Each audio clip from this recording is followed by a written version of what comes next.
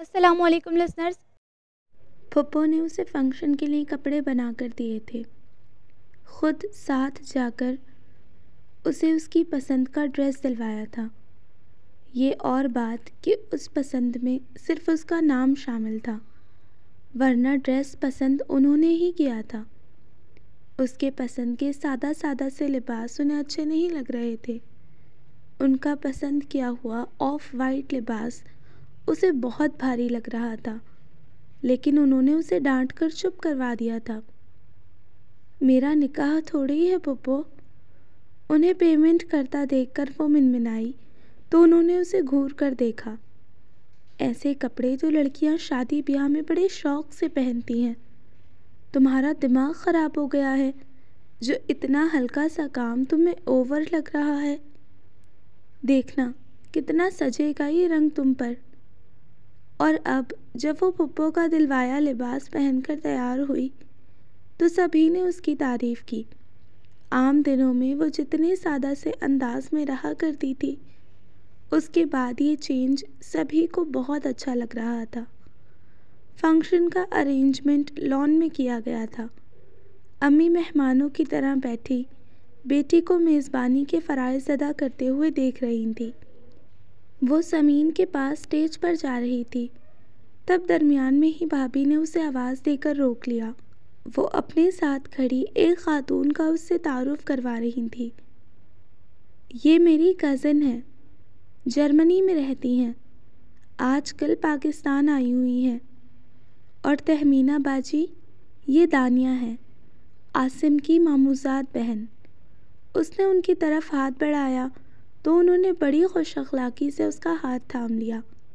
سلام دعا کے بعد اس کی چند منٹوں تک ان سے رسمی سی بات ہوئی، پھر وہ معذرت کرتی سمین کے پاس اسٹیج پر آ گئی۔ اس کے ساتھ بیٹھ کر تصویریں کھنچوا کر اور مووی بنوا کر وہ اسٹیج سے اتری تو رافیہ داؤد کے ساتھ باتیں کرتی نظر آئی۔ صرف رافیہ ہی کیا، وہاں اس کی کئی کزنز کا داؤد پر فدا ہونے والا انداز تھا۔ چند ایک کو چھوڑ کر اکثریت کا یہی رویہ تھا۔ چارٹرڈ اکاؤنٹنٹ کزن جو ایک ملٹی نیشنل کمپنی میں بڑے شاندار سے عہدے پر کام کر رہا ہے، بہت زبردست قسم کی سیلری وصول کر رہا ہے، اور سب سے بڑھ کر ابھی تک غیر شادی شدہ ہے، سب کی توجہ کا مرکز تھا۔ لڑکیوں کا اس کے ساتھ پوز کر کر کے باتیں کرنا اور بہانے بہانے اسے اپنی طرف متوجہ کروانے والا انداز اسے بہت برا لگ رہا تھا۔ فنکشن ختم ہونے پر جب سب مہمان چلے گئے تو وہ فوراً ہی اس لباس سے چھٹکارا حاصل کرنے کے لیے اوپر اپنے کمرے کی طرف بھاگی۔ وہ تیزی سے سیڑھیاں چڑھ رہی تھی اور داؤد اتر رہا تھا۔ اسے بہت تیزی میں دیکھ کر وہ چڑھنے کے لیے راستہ دیتا خود ایک طرف ہو گیا تھا۔ وہ اس کے قریب سے گزری تو ایک سرگوشی نما آواز اس کے کانوں سے ٹکرائی، یہ رنگ اکثر پہنا کرو۔ اسے ایسا لگا اس کا دل اب سے پہلے کبھی اس رفتار سے نہیں دھڑکا تھا۔ بغیر رکے وہ اوپر تو چڑھ گئی تھی، اس کی طرف پلٹ کر دیکھا تک نہیں تھا، لیکن خود ابھی تک جیسے عالم حیرت میں تھی۔ فنکشن کے دوران ایک بار بھی اس نے اس کی خود پر نظریں محسوس نہیں کی تھی، ایک بار بھی ایسا نہیں لگا تھا کہ وہ اس کی طرف متوجہ ہے، اور اب اسے احساس ہو رہا تھا کہ اس بات پر اسے دکھ بھی ہو رہا تھا کہ آج سب نے اسے سراہا ہے، لیکن جہاں سے سراہے جانے کی اسے خواہش تھی وہاں سے ایک نگاہ تک اسے نہیں ملی۔ کمرے میں آ کر اپنی بے ترتیب دھڑکنوں کو ہموار کرتی وہ کتنی دیر تک اس لمحے کی گرفت میں رہی۔ کتنا وقت گزر گیا تھا اسے یوں ہی بیٹھے، اس بات کا اسے خود احساس نہیں تھا۔ تم نے ابھی تک کپڑے نہیں بدلے؟ امی کمرے میں داخل ہوئیں۔ وہ انہیں دیکھ کر شرمندہ سی ہوتی کھڑی ہو گئی۔ جی بس اٹھ ہی رہی تھی کپڑے بدلنے کے لیے۔ وہ اس کا جواب بے توجہی سے سنتی بیڈ پر بیٹھ گئی۔ وہ ڈریسنگ ٹیبل کے آگے کھڑی جولری اتارنے لگی۔ کیا بات ہے امی، بہت خوش نظر آ رہی ہیں آپ۔ شیشے میں اسے ان کا مطمئن اور خوش باش چہرہ نظر آیا تو جھٹ سے پوچھا، خوشی کی تو بات ہے، میں نے تمہاری پھپھو سے تمہارے اور داؤد کے رشتے کے بارے میں بات کی ہے اور انہیں اس رشتے پر کوئی اعتراض نہیں۔ کہہ رہی تھی کہ تم انہیں بہت پسند ہو۔ وہ داؤد اور وقاص بھائی سے اس بارے میں بات کر لیں، پھر بس مجھے فائنل جواب دیں گی۔ اور فائنل جواب ظاہری بات ہے ہاں ہی ہوگا، سب تمہیں پسند کرتے ہیں یہاں پر۔ کانچ کی چوڑی بہت زور سے اس کی کلائی میں چبھی تھی۔ کیا کہہ رہی ہیں آپ؟ وہ اس ٹوٹی چوڑی اور خون نکلنے کی تکلیف پر توجہ دیے بغیر مڑ کر ان کے پاس آ گئی تھی۔ کیا بات کی ہے آپ نے پھپھو سے؟ شاید اس نے کچھ غلط سنا تھا۔ امی شاید کوئی اور بات کر رہی تھی، وہ شاید بات سمجھی نہیں تھی۔ کیا ہو گیا ہے تمہیں؟ اتنی حیران کیوں ہو رہی ہو؟ میں نے تمہارے رشتے ہی کی تو بات کی ہے، اس میں غلط کیا ہے؟ وہ ناراضگی اور خفگی کا اظہار کرتے ہوئے بولی، پہلے تو میرا ارادہ نہیں تھا یہ بات کرنے کا، لیکن یہاں جس طرح میں نے لڑکیوں اور ان کی ماؤں کو داؤد اور آپا کے آگے پیچھے دیکھا تو مجھے اپنا کہہ دینا مناسب لگا۔ کہیں ہم شرما شرمی میں رہ جائیں اور کوئی اور رشتہ دار ہاتھ مار جائے۔ تمہاری پھپھو تو ہے ہی سدا کی بے وقوف، جو اچھی طرح مل لے اس کی گرویدہ۔ اب کم از کم میں نے بات تو ان کے کان میں ڈال دی۔ تمہیں تو ویسے بھی یہاں سب اتنا پسند کرتے ہیں، داؤد بھی مجھے ایسا نہیں لگتا کہ تمہیں ناپسند کرتا ہے۔ یہ دونوں بھائی اپنے خاندان کے ساتھ بہت مضبوطی سے جڑے ہوئے ہیں اور اسی لڑکی کو پسند کریں گے جو ان کی فیملی کو اپنا سمجھ کر اور یہاں کی ہر چیز کو اپنا کر رہے گی۔ اور تم نے تو اتنے عرصے میں خود کو ایسا ہی ثابت کیا ہے۔ ایسی کوئی اور لڑکی انہیں کہیں اور ملے گی کیا جس میں بیک وقت اتنی ساری خوبیاں ہوں؟ شکل و صورت میں تم لاکھوں میں ایک ہو، عادتوں اور مزاج سے وہ تمہارے واقف ہیں اور اسے بہت پسند کرتے ہیں۔ اعلیٰ تعلیم یافتہ ہو، کمی کس چیز کی ہے تم میں؟ اب کیا میں بیٹھ کر اس بات کا انتظار کرتی کہ رشتہ وہ دیں؟ آج کل کا دور اسی طرح کا ہے۔ بیٹیوں کے اچھی جگہ رشتہ طے کرنے کے لیے ماؤں کو بہت ہاتھ پیر مارنے پڑتے ہیں، تب کہیں جا کر قسمت کا بند دروازہ کھلتا ہے۔ وہ گم سم سکتے کی کیفیت میں ایک ٹک انہیں دیکھے جا رہی تھی۔ وہ اس کی گم سم سی کیفیت سے لا تعلق اپنے صحیح موقع پر صحیح بات کر لینے پر نازا نظر آ رہی تھی۔ ابھی ان کے کمرے میں بیٹھی میں ان سے یہی سب باتیں تو کر رہی تھی۔ کل رات میں نے عاصم سے عادل کی جاب کے بارے میں بھی بات کی ہے۔ آخری سیمسٹر ہے اس کا، اچھی سے اچھی پوزیشن کے ساتھ بھی MBA کر لے تب بھی نوکریاں اتنی آسانی سے کہاں ملتی ہیں۔ کوئی کیریئر والی جاب ہو جس میں ترقی اور کامیابی کے امکانات ہو۔ عاصم اور داؤد کے بہت کانٹیکٹس ہیں، مجھے اس نے انکار بھی نہیں کیا، کہہ رہا تھا کہ پوری کوشش کرے گا عادل کی جاب کے لیے۔ پھر میں سوچ رہی ہوں کہ اگر عادل کی جاب کراچی میں ہو گئی تو میں بھی گھر بیچ کر یہیں شفٹ ہو جاؤں گی، تمہاری شادی بھی یہیں ہوگی۔ وہ اتنی خوش تھیں کہ اس خوشی میں انہیں اس کا اجڑا ہوا دھواں دھواں چہرہ نظر ہی نہیں آ رہا تھا۔ آپ بالکل نہیں بدلی امی، آپ بالکل بھی نہیں بدلی، آج بھی آپ وہی ہیں، بالکل ویسی ہی، ہر کام کیلکولیٹ کر کے کرنے والی، نفع نقصان کا حساب کتاب کر کے۔ وہ خاموش کھڑی ویران نگاہوں سے ان کی طرف دیکھ رہی تھی۔ اس کی مجبوری یہ تھی کہ سامنے بیٹھی عورت اس کی ماں تھی، وہ ان سے لڑ نہیں سکتی تھی، انہیں کوئی تلخ بات نہیں کہہ سکتی تھی، ان سے یہ نہیں کہہ سکتی تھی کہ آپ نے مجھے یہاں بھیجا ہی اس لیے تھا، آپ کو پتہ تھا آپ کی بیٹی ان لوگوں کے دلوں سے تمام بدگمانیاں مٹا دے گی۔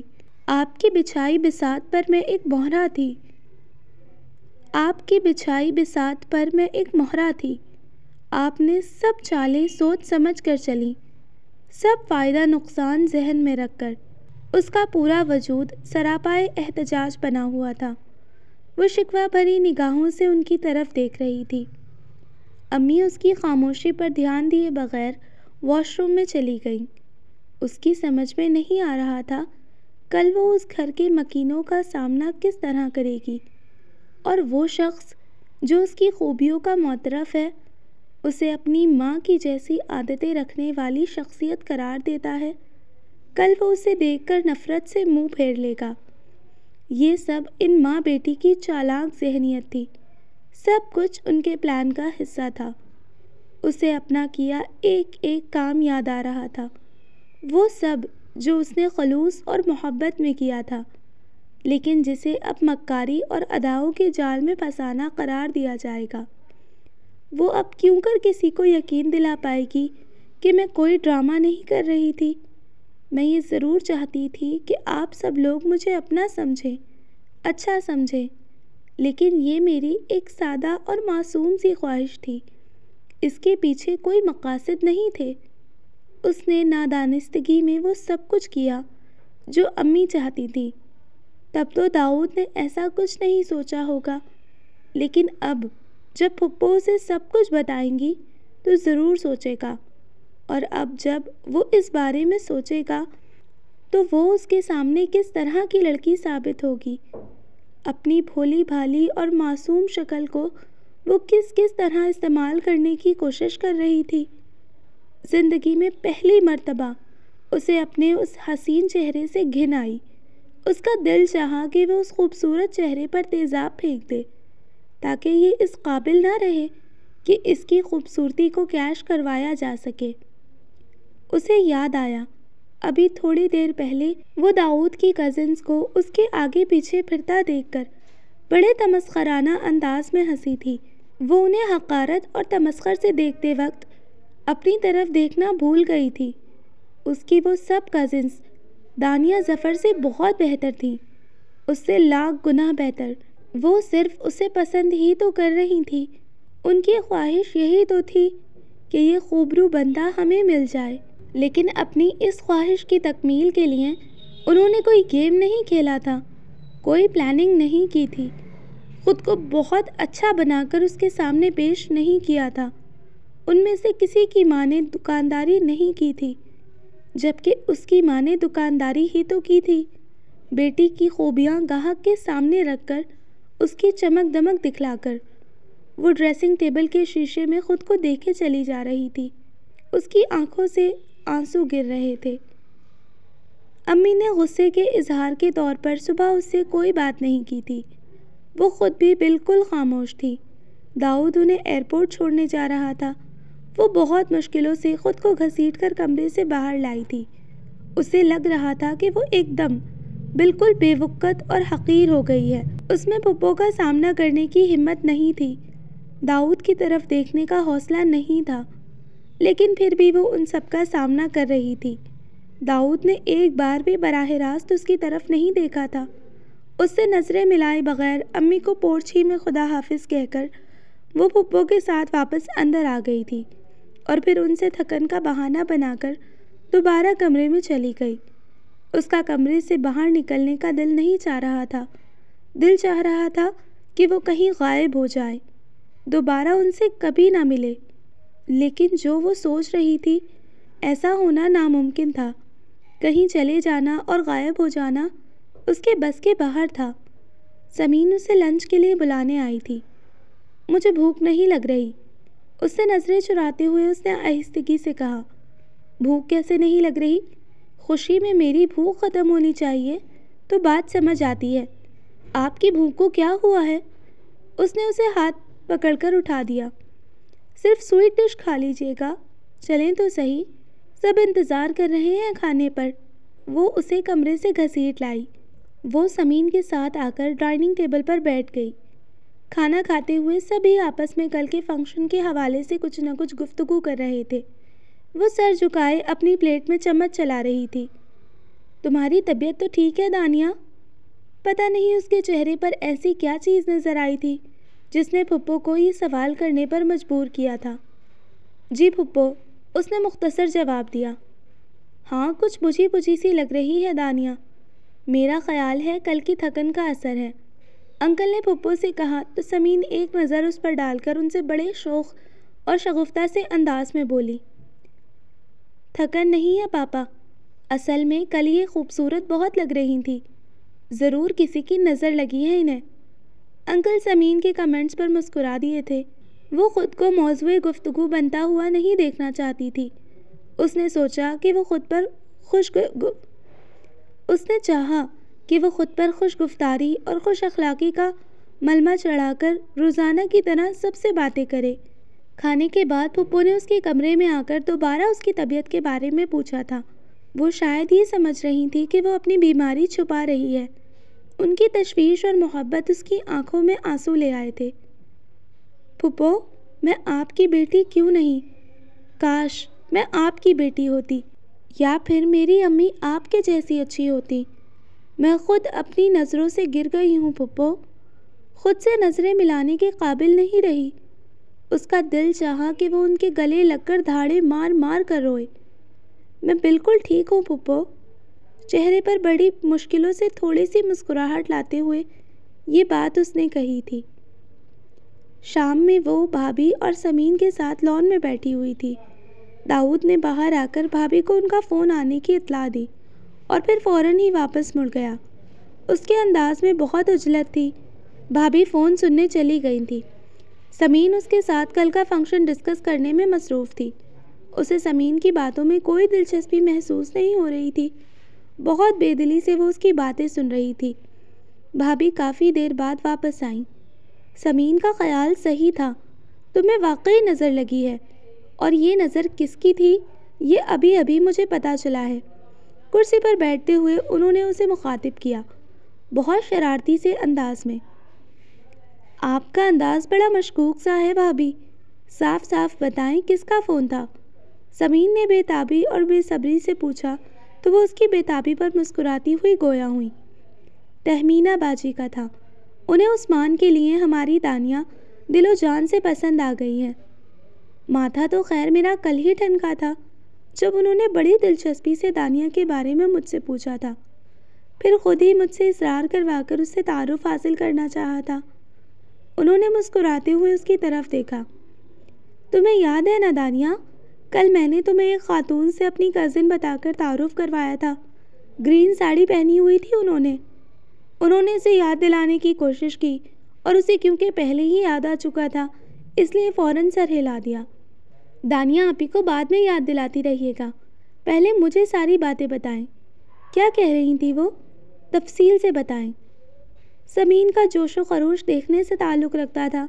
سمین اور بھابھی کی خوشی اور گرم جوشی دیکھتے ہوئے اسے احساس ہوا کہ انہیں ابھی تک پھپھو نے کچھ نہیں بتایا۔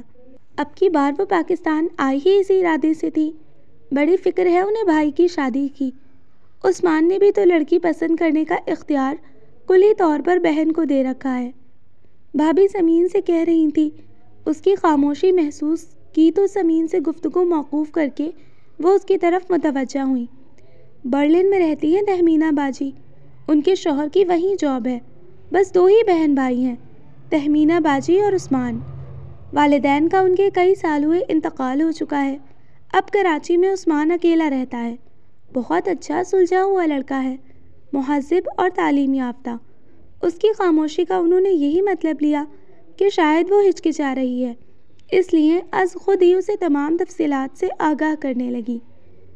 آپ نے انہیں کیا جواب دیا؟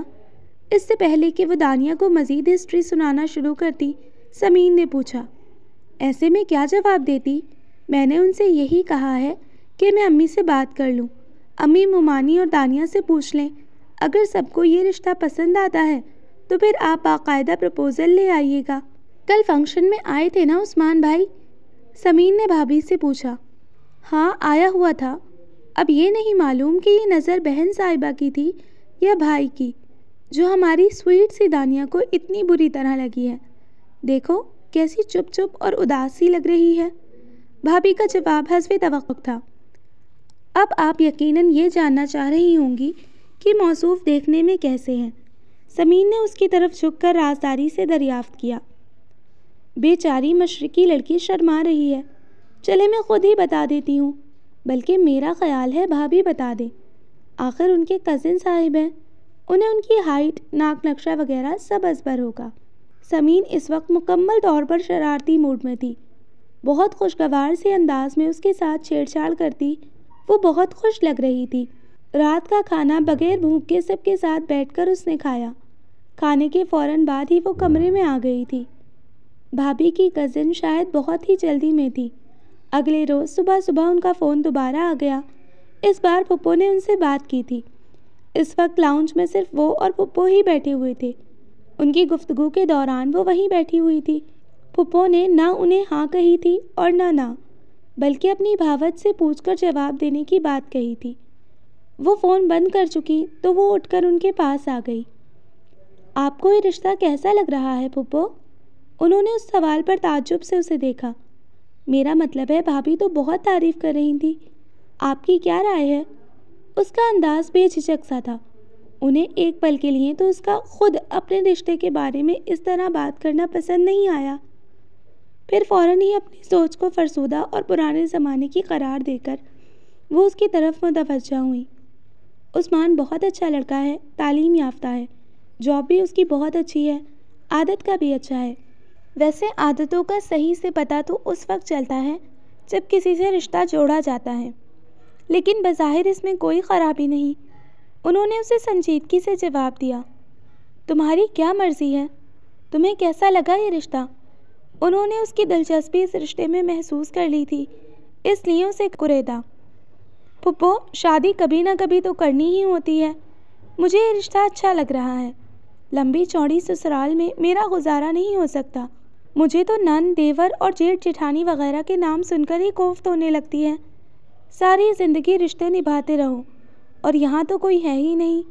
اگر آپ کہہ رہی ہیں کہ باقی سب کچھ ٹھیک ہے تو میرا ووٹ اسی رشتے کی طرف ہے۔ وہ حیرت سے اس کی بات سن رہی تھی۔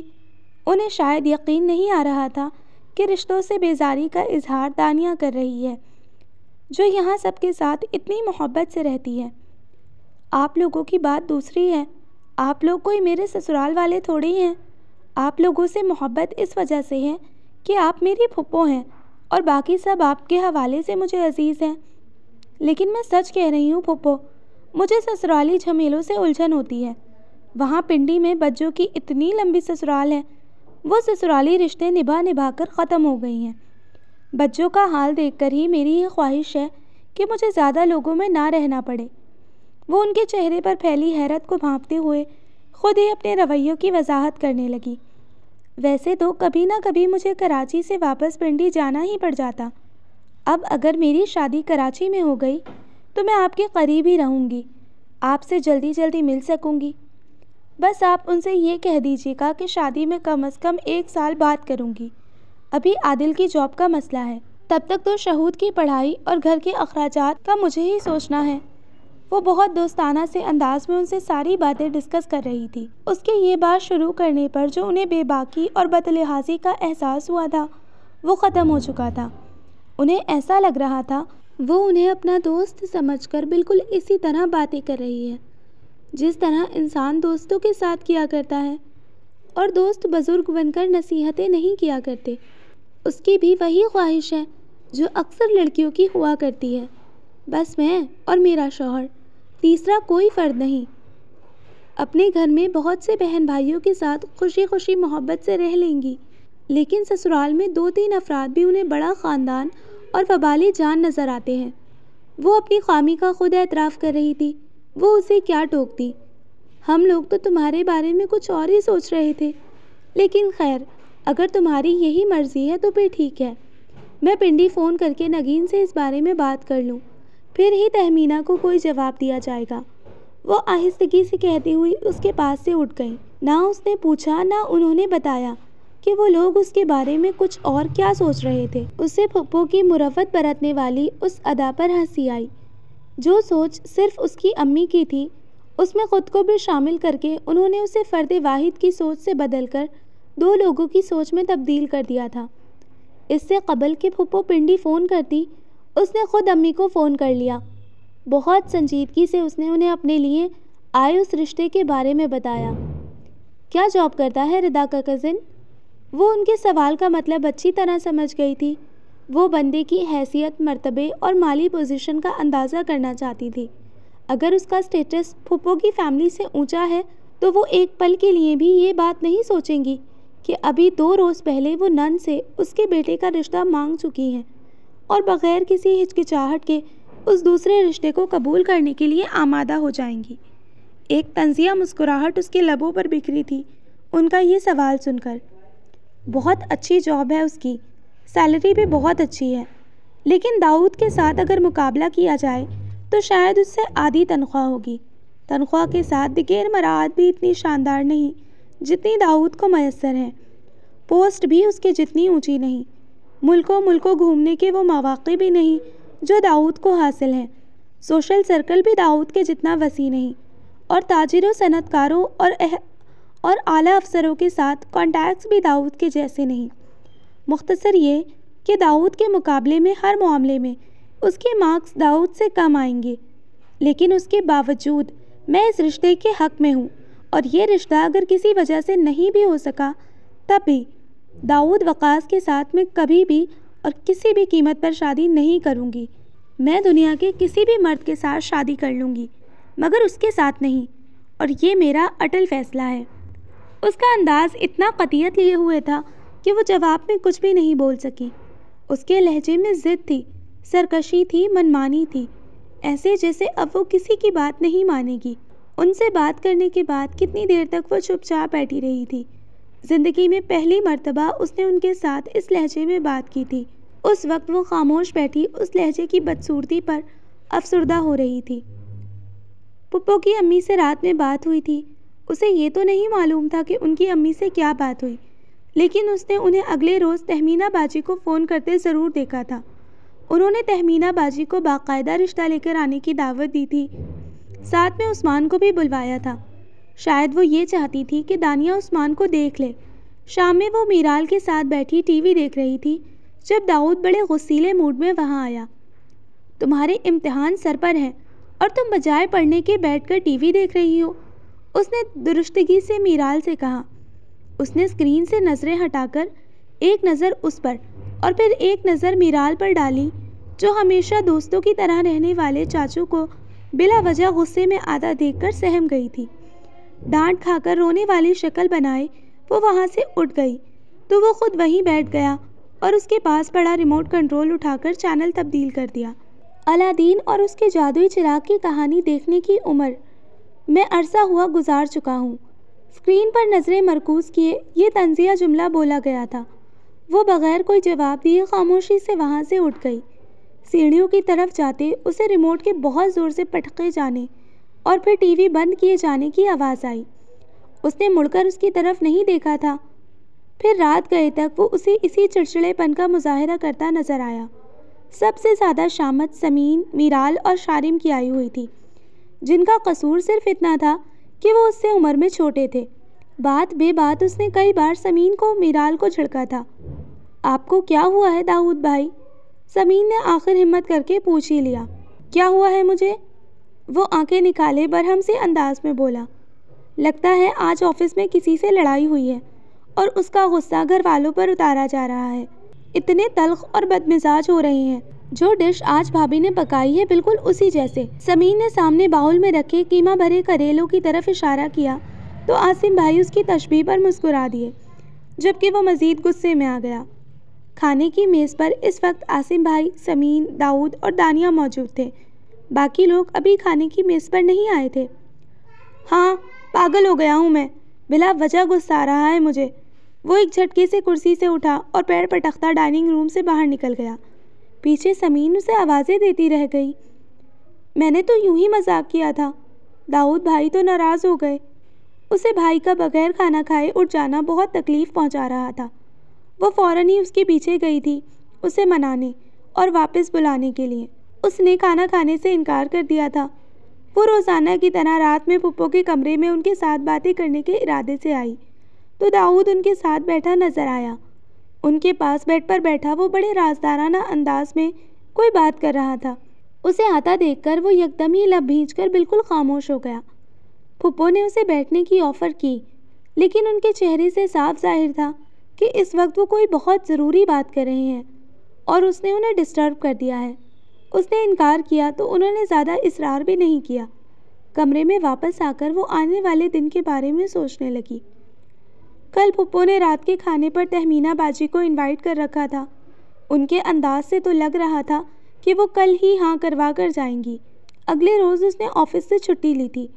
آج کی دعوت اس کے ہونے والے سسرالیوں کی تھی۔ پھپھو تو عام مہمانوں کے لیے بھی بہت مہمان نواز خاتون ثابت ہوئی تھی، تو پھر بھتیجے کے سسرالیوں کے لیے تو انہوں نے لازمی بہت شاندار سے ڈنر کا اہتمام کرنا تھا۔ پھپھو اور بھابھی دن بھر لگ کر اس کے سسرالیوں کی خاطر مدارت کا اہتمام کریں اور وہ شان بے نیازی سے آفس چل دے۔ اسے یہ بات اچھی نہیں لگی تھی، اس لیے آفس سے چھٹی کر لی تھی۔ پھپھو نے اسے آفس کے لیے تیار نہ ہوتے دیکھ کر استفسار کیا تو انہیں اپنی چھٹی کا بتا دیا، لیکن وہ لوگ تو آج نہیں آ رہے۔ ان کا جواب اسے حیران کر گیا۔ کیوں؟ میں نے ہی رات تہمینہ کو آج کے لیے معذرت کی تھی، اصل میں آج مجھے کچھ کام ہے، انہوں نے جواب دیا۔ پھر کب آئیں گے وہ لوگ؟ ابھی اس کا سوال مکمل بھی نہیں ہوا تھا کہ داؤد کچن میں آ گیا۔ بہت بے قراری ہے شادی کروانے کی۔ عجب تمسخرانہ انداز میں اس نے اس کی آنکھوں میں جھانکا۔ وہ اسے آتا دیکھ کر ہی جھنجھلا گئی تھی۔ مزید کسر اس کے جملے نے پوری کر دی۔ پھپھو نے بیٹے کو گھور کر دیکھا، لیکن وہ ان کی گھورنے کی پرواہ کیے بنا فریج میں سے کچھ نکالنے لگا تھا۔ اب شاید کل آئیں گے وہ لوگ۔ دانیہ کے چہرے پر پھیلتی ناگواری اور غصہ دیکھ کر انہوں نے رسانیت سے جواب دیا۔ وہ ان سے مزید کوئی سوال جواب کیے بغیر کچن سے باہر نکل گئی تھی، جبکہ وہ ہنوز کچن میں کھڑا پانی پیتے ہوئے اس کی طرف دیکھ رہا تھا۔ شاید کل آئیں گے۔ باہر نکل کر اس نے پھپھو کا جواب دہرایا۔ یہ شاید کیا ہوتا ہے؟ وہ الجھی۔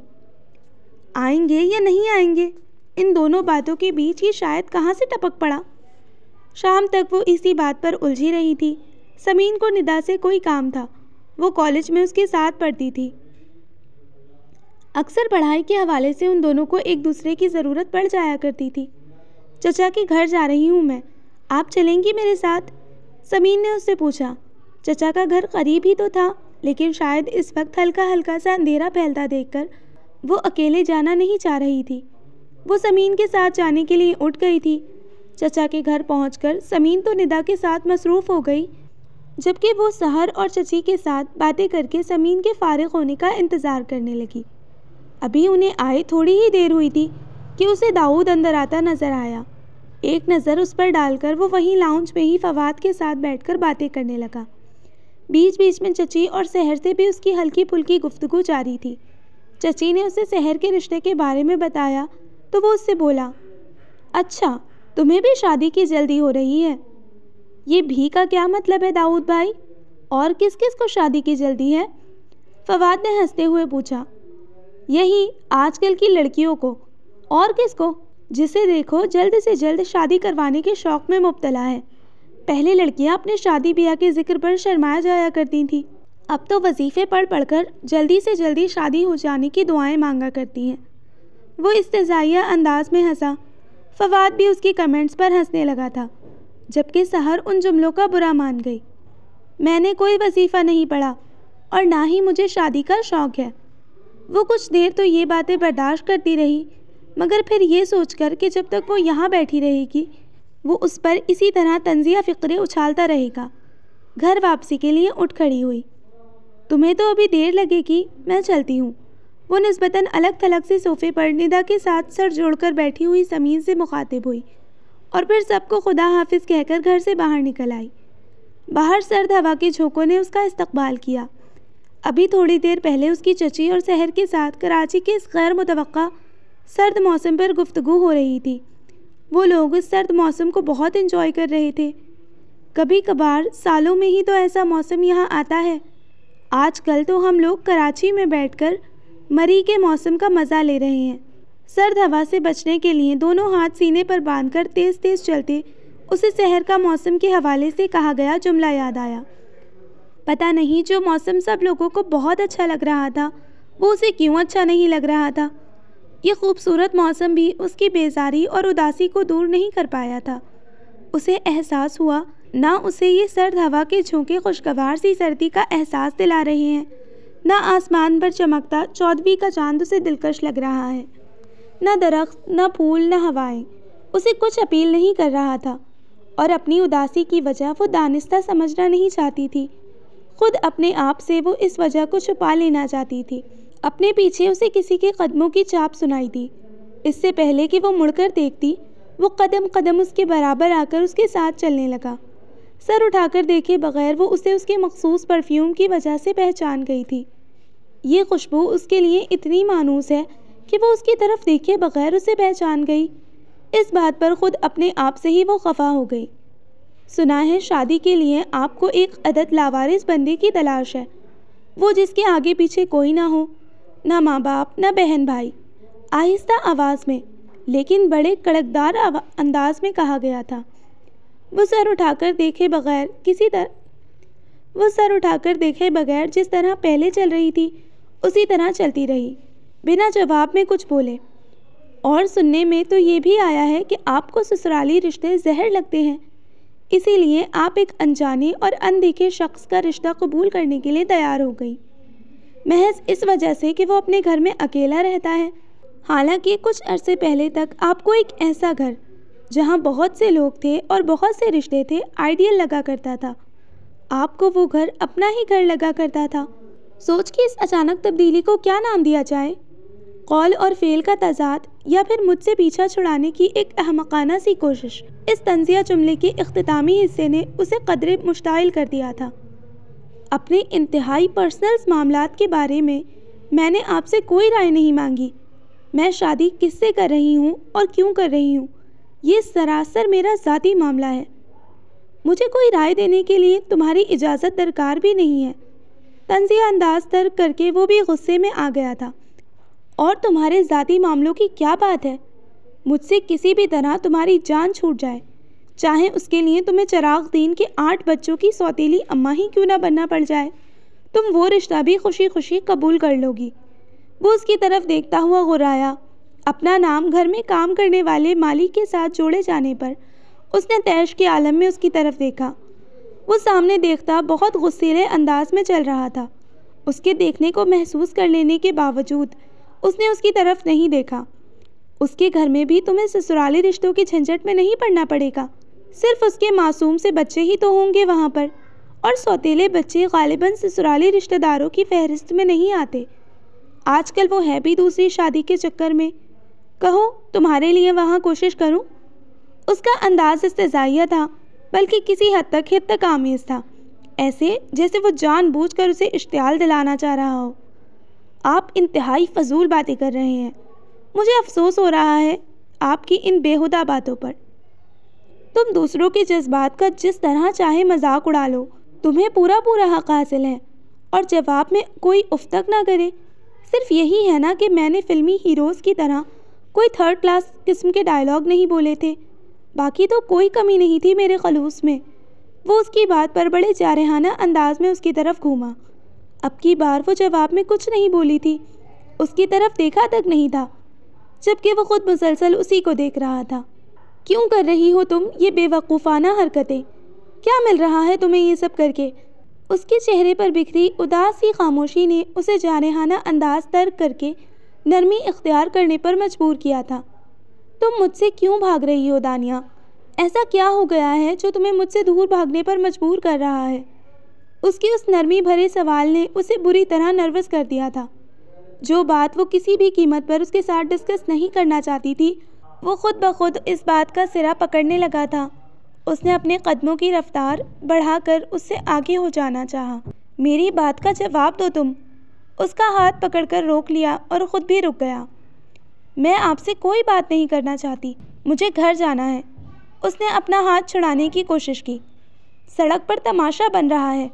اپنی کوشش کی ناکامی کے بعد کچھ عاجز آ کر اس نے روحان سی آواز میں کہا، میں تو صرف سڑک پر ہی تماشا بنا رہا ہوں، تم نے تو میری پوری زندگی کو تماشا بنا کر رکھ دیا ہے۔ امی کہہ رہی ہیں کہ دانیہ انہیں بہت پسند ہے، لیکن خود اسے بھابھی کا وہ اسٹوپڈ کزن اگر پسند آ رہا ہے تو وہ پھر اسے نہ تو اپنی مرضی کے کسی فیصلے کے لیے مجبور کر سکتی ہیں اور نہ ہی کسی بھی طرح اسے پریشرائز کرنے کے حق میں ہے۔ پچھلے 4 روز سے اس عذاب میں مبتلا ہوں۔ صدام حسین کو اپنا ملک تباہی اور بربادی سے بچانے کے لیے پھر 7 دن کی مہلت ملی تھی، مجھے اپنا شہر محبت بچانے کے لیے صرف 1 دن ملا ہے، صرف 1 دن، اور یہ 1 دن بھی کل رات امی کے ساتھ بہت بحث و تکرار کے بعد میں نے حاصل کیا ہے۔ انہوں نے صاف صاف مجھ سے کہا ہے کہ آج ہی انہوں نے بھابھی کی کزن کو فون کرنا ہے، یا کل بلانے کے لیے یا کبھی بھی نہ بلانے کے لیے۔ ان کا کہنا ہے کہ وہ بلا وجہ کسی کو آس اور امید پر نہیں رکھنا چاہتی، یا ہاں ہو یا پھر نہ۔ میں ان سے 1 دن کی مہلت لے کر آیا ہوں، یہ کہہ کر کہ اگر آپ کی بھتیجی بہت ضدی اور خودسر ہے تو میں بھی کم ضدی اور خودسر نہیں۔ تم ایک بار میری آنکھوں میں دیکھ کر یہ کہہ دو کہ تمہیں مجھ سے محبت نہیں، صرف اتنی سی بات ہے، اس سے زیادہ میں تم سے کچھ نہیں چاہتا۔ اس کا لہجہ بہت ضدی اور اپنی بات کسی بھی قیمت پر منوا لینے والا تھا۔ اس کا راستہ روک کر اس کے بالکل سامنے جم کر وہ کچھ اس انداز میں کھڑا تھا گویا اپنی بات کا جواب لیے بغیر اسے وہاں سے ہلنے بھی نہیں دے گا۔ اس نے سر اٹھا کر اس کی طرف دیکھنے کی کوشش کی۔ وہ اس کی طرف دیکھ کر یہ بات کبھی نہیں کہہ سکے گی، یہ بات اسے معلوم تھی، اور اسی بات پر اسے خود پر سخت قسم کا غصہ آ رہا تھا۔ پھپھو کو اگر میں پسند ہوں تو پھر یہ بڑی حیرت کی بات ہے۔ بحیثیت بھتیجی کے تو میں انہیں پسند ہو سکتی ہوں، مگر بہو بنانے کے لیے کبھی بھی نہیں۔ کیا وہ ان لوگوں کے ساتھ نئے رشتے جوڑنے کے لیے آمادہ ہو سکتی ہیں جنہوں نے پہلے سے موجود رشتوں ہی کا کوئی بھرم نہیں رکھا ہو؟ میرا خیال ہے کہ پھپھو نے یہ بات آپ سے یوں ہی مروتاً کہہ دی ہے کہ دانیہ انہیں پسند ہے، ورنہ سچی بات تو یہ ہے کہ دانیہ انہیں پسند نہیں۔ ہاں البتہ دانیہ کی اماں کو ان کا بیٹا اپنی بیٹی کے لیے دل و جان سے پسند ہے۔ وہ بہت تلخ سے انداز میں بولی، اس کے لہجے میں خود اذیتی کی جھلک تھی۔ اپنا جملہ مکمل کرنے کے بعد اس نے داؤد کی طرف دیکھا، شاید اپنی بات کا رد عمل اس کے چہرے پر پڑھنا چاہتی تھی۔ تمہیں یہ بات بری لگی ہے کہ ممانی یہاں رشتے کی بات کر کے گئی ہیں؟ اس نے بردباری سے پوچھا۔ وہ اس کے اصل بات جان لینے پر ذرا سی متعجب نہیں ہوئی، البتہ ذلت کا احساس مزید شدت سے اس کے دل میں ابھرا تھا۔ میں یہاں نہ رشتہ طے کروانے آئی تھی، نہ اپنی شادی کا مسئلہ حل کروانے، میں صرف اپنی جاب کے لیے کراچی آئی تھی۔ ہاں، آپ لوگوں کے گھر کا ماحول مجھے شروع دن سے بہت اچھا لگا، میں نے ہمیشہ سے اسے آئیڈیلائز کیا۔ یہاں سب کے ساتھ گھل مل کر رہنا مجھے اچھا لگتا تھا۔ پھپھو کا محبت بھرا اور شفیق انداز میرے دل کو بھاتا تھا، اس سے زیادہ اور کوئی بات نہیں تھی۔ لیکن یہ جو ساری باتیں ہو رہی ہیں، یہ سب سوائے مجھے ہرٹ کرنے کے کچھ نہیں دے رہی، اور آپ لوگ آخر اتنے اچھے اور فرشتہ صفت بننے کی کوشش کیوں کر رہے ہیں؟ جن لوگوں سے آپ لوگوں کو نفرت کرنی چاہیے، آپ ان سے نفرت کیوں نہیں کرتے؟ مجھے نارمل انسان اچھے لگتے ہیں، فرشتوں اور دیوتاؤں سے مجھے کوئی دلچسپی نہیں۔ میری ماں نے کبھی پھپھو کی محبت کا جواب محبت سے نہیں دیا، اور اب جب آپ لوگ ہم سے زیادہ بلند اور بہتر معیار زندگی رکھتے ہیں تو ہمیں سب ٹوٹے ہوئے رشتے جوڑنے کا خیال آ گیا۔ مجھے ترس اور ہمدردی سے نفرت ہے۔ اس کی آواز بھرائی ہوئی تھی، وہ خود کو رونے سے روک رہی تھی، لیکن یہ سب کچھ اتنا تکلیف دہ تھا کہ اسے آنسوؤں پر بند باندھنا مشکل ہو رہا تھا۔ میں نہ دیوتا ہوں نہ فرشتہ، یقین کرو میں بالکل عام سا انسان ہوں۔ میں اتنا ہی اچھا یا اتنا ہی برا ہوں جتنا ایک نارمل انسان ہوا کرتا ہے۔ تم ان ساری باتوں کو بہت جذباتی ہو کر سوچ رہی ہو۔ ممانی سے کیا ہم لوگ نئے نئے ملے ہیں جو ان کے مزاج سے ناواقف ہوں؟ ہم انہیں ایک عرصے سے جانتے ہیں، ان کے مزاج کی تمام اچھائیوں اور تمام برائیوں کے ساتھ انہیں قبول کر چکے ہیں۔ سب لوگ ویسے نہیں ہو سکتے جیسا ہم انہیں دیکھنا چاہتے ہیں۔ تم اس بات کو اتنی جذباتیت اور اتنی شدت کے ساتھ کیوں سوچتی ہو کہ تمہاری امی ویسی نہیں جیسا تم انہیں دیکھنا چاہتی ہو؟ تم ان کا مسئلہ سمجھنے کی کوشش کرو۔ انہوں نے بہت کچھ پا کر کھو دیا ہے، وہ ابھی تک کھو دینے کی اس صدماتی کیفیت میں ہے۔ اب اس عمر میں آ کر وہ نہیں بدل سکتی۔ بہتر ہے تم انہیں انہی عادتوں کے ساتھ قبول کر لو۔ اس نے متانت سے کہا۔ وہ خاموش کھڑی اسے دیکھتی رہی۔ اب دوسری بات جو تم نے اس بارے میں کہی کہ مجھے تم سے نفرت ہونی چاہیے تھی، میں نے کبھی تم سے اور تمہاری فیملی سے نفرت نہیں کی۔ سچی بات تو یہ ہے کہ تم لوگوں کی میرے نزدیک ایسی کوئی اہمیت نہیں تھی کہ میں تم لوگوں کے بارے میں سوچتا اور نفرت کرتا۔ ہاں، جب تم یہاں آئیں تو شروع میں تم میرے لیے ایک عام سی کزن اور ایک عام سی مہمان تھی، ایسی کزن اور مہمان جس کی میرے لیے کوئی خاص اہمیت نہیں تھی۔ کہتے ہیں کہ لڑکے اپنی آئیڈیل لڑکی میں اپنی ماں کی اور لڑکیاں اپنے باپ کی سی عادتیں دیکھنا چاہتی ہیں۔ میرے ساتھ بھی کچھ ایسا ہی معاملہ ہے۔ میں نے جب کبھی اس آئیڈیل لڑکی کے بارے میں سوچا جسے میں اپنی شریک حیات بنانے کا فیصلہ کرتا تو لاشعوری طور پر اس میں اپنی ماں کی جیسی عادتیں دیکھنے کی کوشش کیا کرتا۔ دوسروں کو چھوڑو، خود ہم گھر والوں اور خاص طور پر میرے لیے وہ ایک بہت ہی سیدھی اور نئے زمانے کے تقاضوں سے مطابقت نہ رکھنے والی خاتون ہے۔ ان کی حد سے بڑھی ہوئی سادگی اور مرافت کو ہمیشہ میں نے برملا تنقید کا نشانہ بنایا، لیکن پھر بھی میں نے یہ دیکھا ہے کہ جب کبھی میرے راستے میں رکاوٹ آئی، کہیں میں ناکام ہونے لگا تو ایک اندیکھی قوت مجھے اس مشکل سے نکال لائی۔ بہت سی جگہوں پر مجھ سے بڑھ کر قابل اور ذہین لوگ موجود ہیں، لیکن ان کے ہوتے ہوئے بھی کامیابی میرے ہی حصے میں آئی۔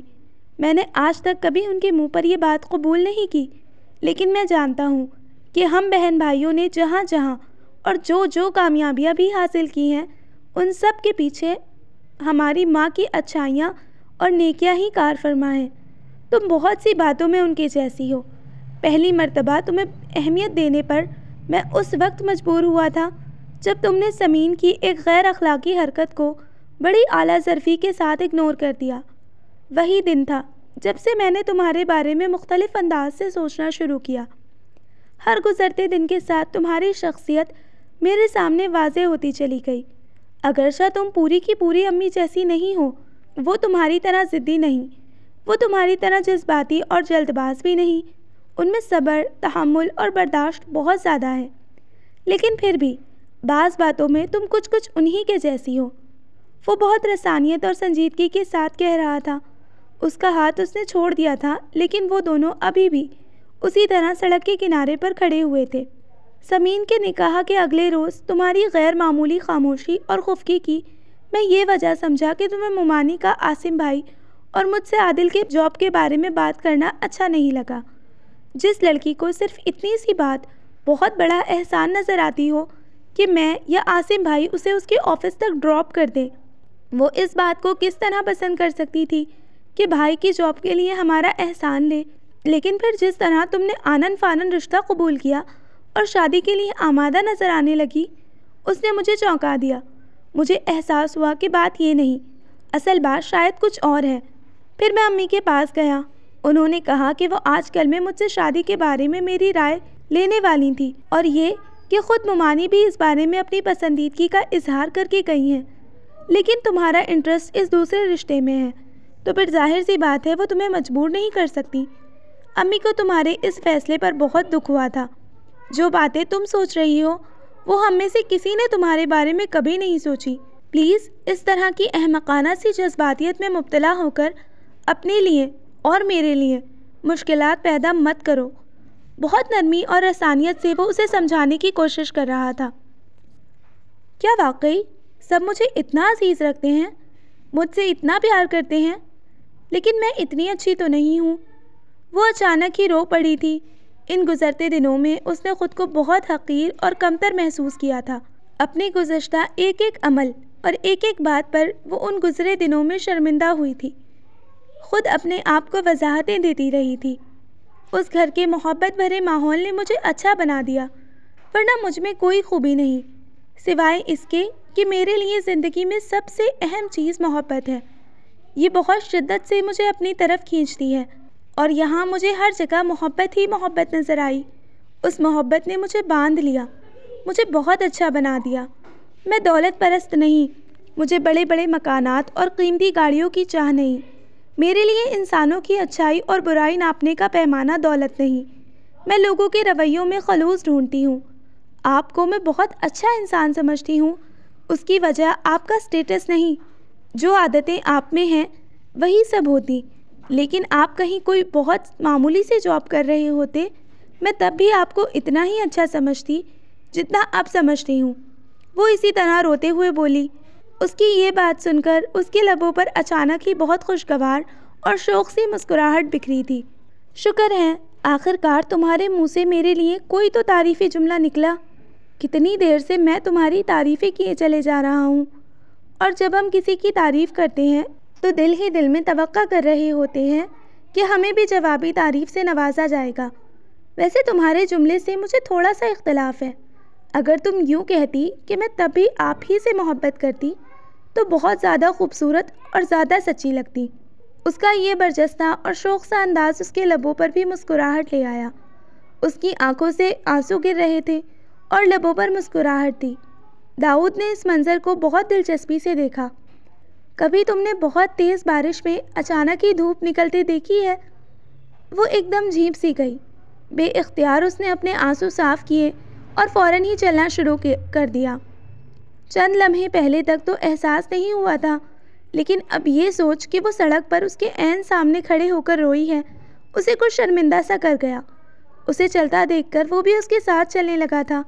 خوبصورت لڑکی، اتنی بے دردی سے بھی نہ پیش آؤ اپنے ساتھ۔ وہ اسے اسی طرح دوپٹے سے چہرہ رگڑتے دیکھ کر اس نے ٹوکا۔ وہ بہت مطمئن نظر آ رہا تھا۔ تمہیں پہلی مرتبہ اس خوش فہمی میں مبتلا کس نے کیا تھا کہ تم خوبصورت ہو؟ وہ اسے چھیڑ رہا تھا۔ اسے باتوں میں الجھا کر اس نے قصداً گھر پہنچنے کے لیے لمبا راستہ اختیار کیا تھا، اور اب وہ دل ہی دل میں اس بات پر پچھتا رہی تھی کہ اسے کچھ دیر پہلے اس بات کا احساس کیوں نہیں ہوا۔ اب یقیناً تمام راستہ اسے اسی قسم کی گفتگو کا سامنا کرنا تھا۔ وہ اس کے جواب نہ دینے پر ذرا بھی برا نہیں مانا، بلکہ اسی طرح مسکرا رہا تھا۔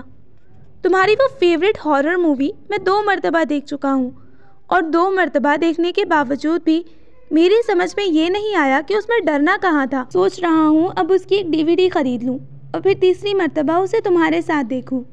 تم مجھے بتانا اس میں کس جگہ پر ڈرنا ہے، اور میرا خیال ہے ہماری شادی کا دن وہ مووی دیکھنے کے لیے آئیڈیل دن ہوگا۔ وہ ہنوز اسی شرارتی سے موڈ میں اسے چھیڑ رہا تھا۔ آپ خواہ بے تکلف ہونے کی کوشش فرما رہے ہیں۔ میں نے اتنی دیر میں یہ بات تو ایک دفعہ بھی نہیں کہی کہ میں آپ سے شادی کرنے کے لیے راضی ہوں۔ اپنے نروس ہونے اور احمقانہ سے انداز میں شرمائے چلے جانے پر اسے خود بے تحاشا غصہ آیا تھا، اور غصے کے رد عمل کے طور پر یہ جملہ اس کے منہ سے نکلا تھا۔ خواہ بے تکلف ہو رہا ہوں، اس نے بڑے افسوس بھرے انداز میں اس کی کہی بات دہرائی۔ جس لڑکی نے ابھی کچھ دیر پہلے مجھے یہ بات بتائی کہ اگر چراغ دین کی جگہ میں اس گھر کا مالی ہوتا یا پھر ادریس کی جگہ اس کے گھر کا ڈرائیور ہوتا تو وہ تب بھی مجھ سے ہی محبت کرتی۔ اگر میں اس لڑکی کے ساتھ بے تکلف نہ ہوں تو پھر تمہارے خیال میں مجھے کس کے ساتھ بے تکلف ہونا چاہیے؟ وہ بہت دکھ بھرے انداز میں سوال پوچھ گیا۔ وہ اس کی بات سنی انسنی کر کے سردی سے بچنے کے لیے دوپٹہ اپنے گرد اچھی طرح لپیٹنے لگی۔ یہ لے لو، اس نے اپنی جیکٹ اتار کر اس کی طرف بڑھائی۔ شکریہ، اس نے جیکٹ لینے کے لیے ہاتھ آگے نہیں کیا۔ یہ لڑکیوں کے سامنے ہیرو بننے کا اچھا طریقہ ہوتا ہے، اپنا کوٹ یا جیکٹ انہیں پیش کر دی جائے، خود کو پھر چاہے سردی سے بخار چڑھ جائے یا نمونیا ہی کیوں نہ ہو جائے۔ وہ اس کے کمنٹس پر کہا لگا کر ہنسا تھا۔ دیکھو، اس سال یہ موقع ملا ہے، اگلے دسمبر میں پتہ نہیں سردی اپنی جھلک دکھلائے گی بھی یا نہیں۔ کہیں ایسا نہ ہو میں تمہارے سامنے ہیرو بننے کی سعادت سے محروم ہو جاؤں۔ اسے خود بھی ہنسی آ گئی تھی، اور یوں ہی ہنستے ہوئے اس نے وہ جیکٹ اس کے ہاتھ سے لے لی تھی۔ اور سنو، امی ویسے چاہیں جتنی بھی اچھی ہوں، لیکن انہیں پھوڑ لڑکیاں بہت بری لگتی ہیں۔ تم آملیٹ بنانا سیکھ لو، ورنہ پھر پھوڑ بن کے تانے سننے کے لیے تیار ہو جاؤ۔ اس نے جیسے اسے ڈرانا چاہا۔ میں ہارر موویز دیکھ کر ڈرنا بھی چھوڑ دوں گی، آملیٹ بنانا بھی سیکھ لوں گی، لیکن آپ سے بھی میری ایک درخواست ہے۔ اس نے ایک نظر اس کی طرف دیکھا۔ وہ مسکراتے ہوئے اس کی طرف دیکھ رہا تھا۔ آپ تعلیم بلغانِ علم کی روشنی گھر گھر پہنچاؤ اور تعلیم سب کے لیے قسم کے تمام سماجی اور معاشرتی بھلائی کے کام کرنا چھوڑ دیں گے، اس نے بظاہر بہت سنجیدگی سے کہا تھا، اور وہ ایک مرتبہ پھر کہا لگا کر ہنس پڑا تھا۔ وعدہ میں بے شک کر لیتا ہوں، لیکن تم اسے اسی قسم کا ایک وعدہ سمجھو جیسا ہمارے حکمران غریب عوام کے ساتھ اکثر کرتے رہتے ہیں، اور جس کے ایفا ہونے کی کوئی امید نہیں ہوتی۔ وہ لوگ گھر کے قریب پہنچ گئے تھے۔ اوپر اپنے کمرے کی کھڑکی میں کھڑی پھپھو نے ان دونوں کو ایک ساتھ آتے ہوئے دیکھ لیا تھا۔ داؤد کی دانیہ کے ساتھ کیا بات ہوئی اور دانیہ نے کیا فیصلہ کیا، یہ سوال انہیں دونوں سے پوچھنے کی ضرورت ہی نہیں تھی۔ جو جیکٹ اس نے پہن رکھی تھی اسے دیکھنے کے بعد کچھ پوچھنے کی ضرورت ہی باقی نہیں بچی تھی۔ ایک نظر ان دونوں کے مسکراتے ہوئے چہروں پر ڈال کر وہ فوراً ہی کھڑکی کے پاس سے ہٹ گئی تھی۔ کارڈلیس اٹھا کر انہوں نے بہت تیز ایک نمبر ملانا شروع کیا تھا۔ اور دوسری طرف وہ گھر میں داخل ہوتے ہوئے اسے کہہ رہا تھا، محبت کے اس شہر میں تمہیں میں خوش آمدید کر رہا ہوں. یہاں ہم لڑیں گے بھی، جھگڑا بھی کریں گے، ایک دوسرے سے اختلاف بھی کریں گے، لیکن محبت ہمارے درمیان تعلق کی سب سے بنیادی وجہ ہمیشہ رہے گی. So listeners, this was the end of the novel صرف محبت by فرحت اشتیاق. مجھے یقین ہے کہ آپ لوگوں کو یہ ناول بہت پسند آیا ہوگا کیونکہ یہ سٹوری بہت سویٹ، بہت پیاری ہے. اوکے، تو ملتے ہیں ایک نئے ناول کے ساتھ. اپنا خیال رکھیے، دعاؤں میں یاد رکھیے. اللہ حافظ.